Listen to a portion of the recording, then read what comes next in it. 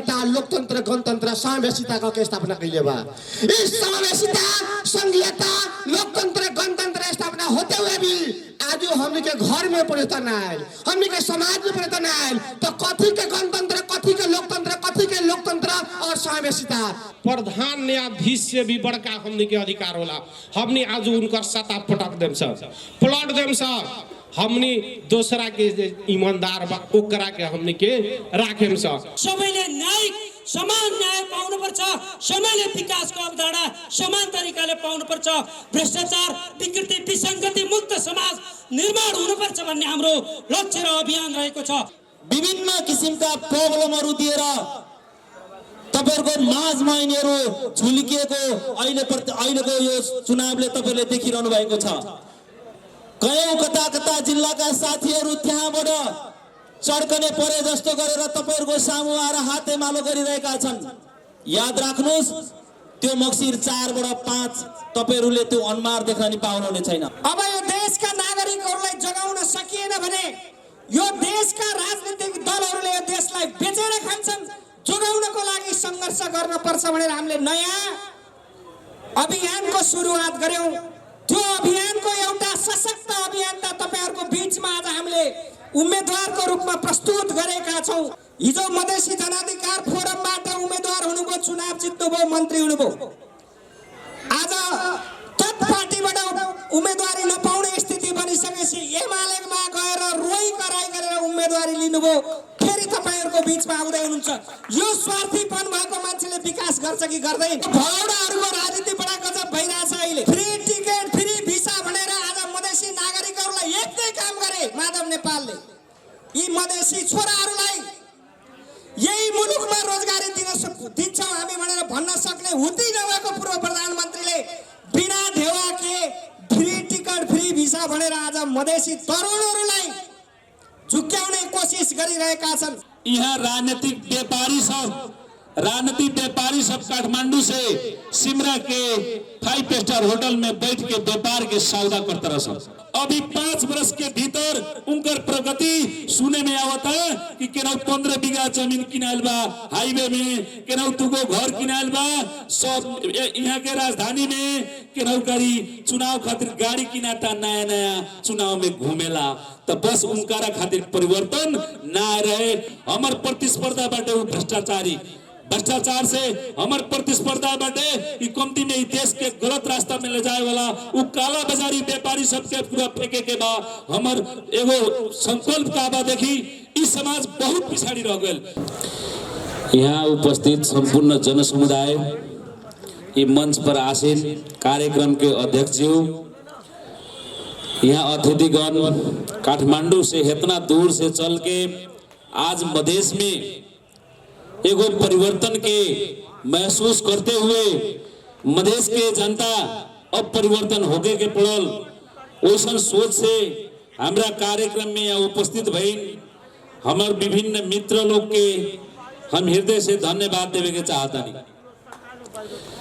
सबसे पहले देखी हमने के आज 12/4 में आज राजनीतिक दंगल एगो शुरू भइल बा। ई भादो के बैंक खानी सब 5 वर्ष लुकाएर लसन, अब चुनाव आयल तो भूल भूल निकलता रसन। अब अपने लोगन देखी हमनी के समाज में जेंगे पीड़ा बा, जेंगे उत्पीड़न बा, जेंगे शोषण बा, एकरा के अंत करे खातिर सबसे पहले हमनी के जनता के परिवर्तन होकर जरूरी बा। जब तक हमनी के जनता परिवर्तन ना होके सन, जब तक हमनी के जनता ई एगो अगाड़ी अपन पाइला ना सारी, तब तक समृद्धि, सुशासन, अशांति, सुख, चैन हमनी के समाज में नहीं खे आवेला।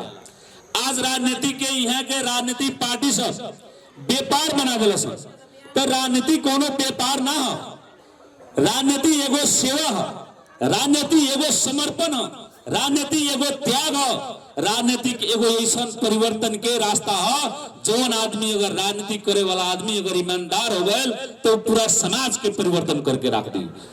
अगर राजनीति करे वाला आदमी अगर संघर्षशील बाटे, राजनीति करे वाला अगर आदमी अगर निष्ठावान बाटे तो उस समाज के निष्ठावान बनावे के संकल्प के यात्रा उ करा सकता। लेकिन आज हमनी के देश के राजनीति इतना बिगड़ल बा, ओकरे राजनीति सबसे पहले 12/4 में इतना बिगड़ल बा कि हमनी के 12/4 के जनता हमेशा ठगा जाता निशान। तो हमर आग्रह बा, देखी अभी यहाँ राजनीतिक व्यापारी सब काठमांडू से सिमरा के 5 स्टार होटल में बैठ के व्यापार के सौदा करता रह। हमनी के जनता के किने वाला सौदागर सब वहाँ होटल में बैठल बासन। यहाँ से 2-4 को बदमाश आदमिया उ जाता रसन, अब 10 लाख 20 लाख पैसा लेके और समाज सब हमारा सब तोहरांगड़ी अपने के मुड़ी बेच के आई खा जाता रसन। आ हमनी के बस राजनीतिक के चिन्हे नहीं की सकत। पहले बात का बा कि राजनीति के चिन्हे के पड़ल, राजनीति करे वाला आदमी में 3 गो संकल्प होकर जरूरी बा। सबसे पहले वो ईमानदार होके के पड़ल। जब तक वो ईमानदार ना हो तब तक उस समाज के ईमानदार ना बना सकता। ओकरा में एगो दृढ़ संकल्प एगो दूरदृष्टि होके के पड़ल कि हमर समाज इतना पिछड़ल बा, एकरा के आगाड़ी ले जाए खातिर हमर प्लान है, हमर योजना है, हमर संघर्ष के रास्ता है। ओकरा लगे दूरदृष्टि होके के पड़ल।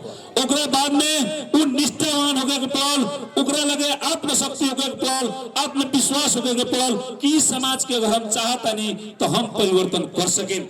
हमर आवश्यकता बा, हमर जनता हमरा के चुन के पठैले बा, हमर समाज के दुख, हमर समाज के दरिद्रता अंत करे खातिर पठैले बा। लेकिन यहाँ के राजनीतिक पार्टी सबके नेता जब जीत के जाता तब इस जनता के सब कुछ भुला जाता।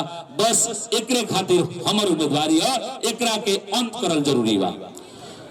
जब तक इस समाज से गलत नेता सबके बहिष्कृत ना हुई, जब तक इस समाज से गलत नेता सबके बाहर ना फेंकल जाई, जब तक इस समाज से और व्यापारी सबके अब किरुआ 12/4 के जनता व्यापारी ना रह गए, और अब किरुआ 12/4 के जनता कोनो सामान ना रह गए, ई व्यापारी से बिकाए वाला नहीं के अब इंसान हो गल बा, वही नहीं के किन सकत। अब किरुआ दिखा दी लोगन अपने लोगन कि 12/4 के जनता अब बुद्धिजीवी हो गल बा, अपन नेता छाने के ताकत रखता, अपन नेतृत्व छाने के ताकत रखता। वैसन अब किरुआ मनसीर 4 गते अपने लोगन के दिखावल जरूरी बा।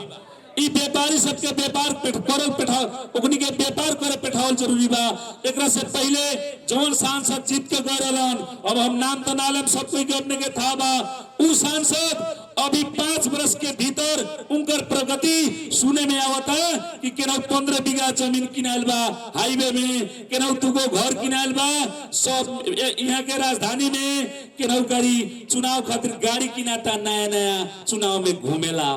तो बस उनकारा खातिर परिवर्तन ना रहे, उनकारा खातिर वोट हमनी के ना दिले निशान, हमनी के जीवन स्तर बदले खातिर हमनी के नेता छाने के हमनी के प्रक्रिया में उनकारा के वोट दिले निशान। लेकिन हमनी के गरीब जनता आई समाज के जनता के भूले वाला नेता के अब किरुआ दाव बहिष्कार करी लोगन। बहिष्कार करला से हमनी के समाज बदली, ये हमारा आग्रह बा। एगो और उम्मीदवार के सुने में आवता हमरा से प्रतिस्पर्धा नहीं के, वो बहुत पिछाड़ी हमर प्रतिस्पर्धा बाटे, वो भ्रष्टाचार से हमर प्रतिस्पर्धा बाटे कि कमती में देश के गलत रास्ता में ले जाए वाला वो काला बाजारी व्यापारी सबके पूरा फेंके के बा। हमर एगो संकल्प का बा, देखी इस समाज बहुत पिछाड़ी रह गए। हम कोनो रोहर से राजनीति नहीं करत, हम मनोरंजन खातिर स्टेज पर नहीं चढ़ल, हमर समाज बहुत पीछे बा। इस समाज के आगे ले जाए के संकल्प के साथ हम राजनीति करतनी।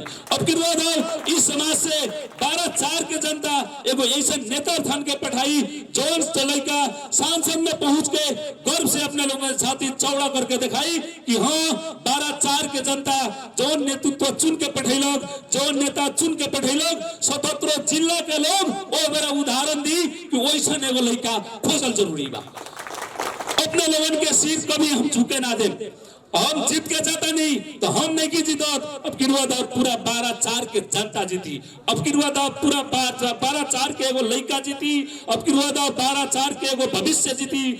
हमार सपना का बा, देखी हमनी के बहुत पिछाड़ी अब रहल जरूरी नहीं के।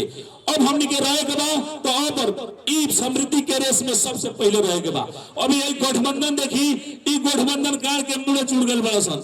तो हम एगो बात बुझी, एकनी के बुझे तारे सन कि भाई अकेले अकेले तो जीते सकल जाई ना। तो अब गिरवा दा 5 गो चोरवा में से एगो लगे बचा लेवल जाओ। अब 5 गो चोरवा में से एगो बाँच रही तो कमती में दूसरा बेरी दूसरे के जिया दी, तो एकरा से बच के रही लोगन। एमे गठबंधन एक गठबंधन दू गो भागल बड़सन। तो अब गिरवा दाओ हमनी के समाज से अब अपने के नेता चुनल जरूरी बा। वैसे नेता अगर नहीं चुनत तो एगो अभी स्वतंत्र के हाला बा कोनो आदमी के, जौन आदमी अभी तक ले नेपाली कांग्रेस के सदस्यता नहीं के तेगले उ मुकुंड लगा के हमनी के समाज में आल बा। इस सब गलत भ्रम में अपने लोगन मत रहे लोगन। बस अपने लोगन सबसे पहले का बा अपन उम्मीदवार छाने में गलती करता नहीं तो बिहान है सब लड़का सन के भविष्य बनावे ना सके लोगन। काहे तो नेता ही अगर चाहे तो अपन समाज के परिवर्तन कर सकता। नेता के इच्छा शक्ति होके तो अपन समाज के परिवर्तन कर सकता। उसे अपने लोगन अब गिरवा दाओ तराजू में मतदान करके कमती में फेटा गाँव पालिका से एगो ऐसा संसद बना के बैठाई जौन संसद अपने के भविष्य में अपने के भविष्य उज्जवल भविष्य ओरी लेके जा सके। हम जीततन तो हमार प्रतिबद्धता बा कुंती में तो जितला के बाद में जौना दिने संसद के पहले बैठक में हम जाए ओ दिन 11 गो हमरा संसद के विधेयक लेके जाए के बा। हमनी के समाज के स्वास्थ्य के विषय में जौन हमनी के स्वास्थ्य समस्या के विषय में सरकार हमनी के कोनो भी मदद नहीं के करत, स्वास्थ्य के विषय हमनी के वहां पेश करे के बा। शिक्षा में कमती में निःशुल्क हमनी के समाज शिक्षा में कितना पछाड़ी बा। जो समाज अपने के हमनी के लड़का अभी बाहर जाता 10 अपने के कतार मलेशिया जाता तो लड़के के बिहान अगर पढ़ लिख के दक्ष बनावे के अगर सरकार ओकरा जिम्मा लेता तो वो बिहान ऑस्ट्रेलिया कनाडा जापान जाई। वैसा स्थिति बनावे खातिर कमती में हमनी के समाज के लड़का सन के निःशुल्क पढ़ाई के व्यवस्था होके वैसा के किसान खातिर एगो संसद चाहे दोसर कुछ ना कर सकी संसदीय बजट से जौन 10 करोड़ पैसा ओकरा होता 10 करोड़ पैसा से 5 वर्ष के पैसा अगर जमा करल जाए तो उ आदमी निर्ब्याजी किसान बैंक स्थापना कर सकता। वो हमारे एजेंडा बा। और निर्ब्याजी बैंक से प्रत्येक किसान ओकरा से लाभ ली, प्रत्येक किसान ओकरा से फायदा उठाई। जौन किसान लगे पैसा नहीं के, जौन किसान खेती करे के पैसा नहीं के, खाद किने के पैसा नहीं के, वो किसान अपने के बैंक से खाद भी ले सकता और बिना ब्याज के पैसा ले सकता। तो हमारी योजना का बा कि अब गिरवा दाओ किसान खातिर कोनो योजना कार्यान्वयन में लियावल जाओ जौन कानून बनावे वाला संसदे है।